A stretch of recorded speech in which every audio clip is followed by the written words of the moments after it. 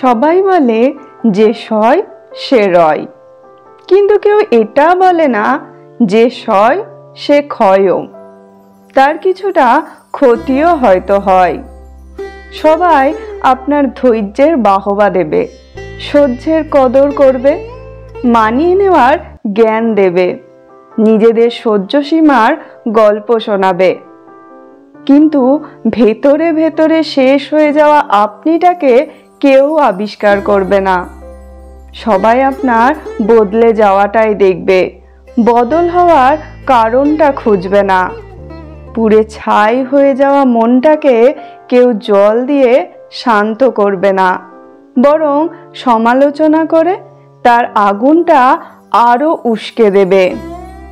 কাটা ঘায়ে মলম নয়, মানুষ নুনের ছিটে দিতে ওস্তাদ। আবার আপনার সহনশীলতা অন্যদের কাছে এমন একটা অভ্যেসে দাঁড়িয়ে যাবে যে আপনি একটা দিন অসহ্য হয়ে প্রতিবাদ করলে আপনি ভালো থেকে মুহূর্তে খারাপ হয়ে যাবেন। মুখচোরা আপনার নিমেষেই পরিচিতি হয়ে যাবে স্বার্থপর, হিংসুটে, বদমাশ নামে। আসলে আপনার মুখ বুজে সইতে সইতে আর রইতে রইতে অন্যদের কাছে সত্য ও স্বাভাবিক হয়ে যায়। তখন আপনি গলা ফাটিয়ে আপনার সঙ্গে হওয়া অন্যায়ের কথা চিৎকার করে বললেও তারা শুনবে না। আপনার চোখের নিচের কালো দাগ তাদের চোখে আঙুল দিয়ে দেখিয়ে দিলেও দেখবে না। আপনার গালে শুকিয়ে যাওয়া মোটা জলের দাগ তাদের মায়া উদ্রেক করবে না। তারা জানে ওর ভীষণ ধৈর্য, ও ঠিক মানিয়ে নেবে।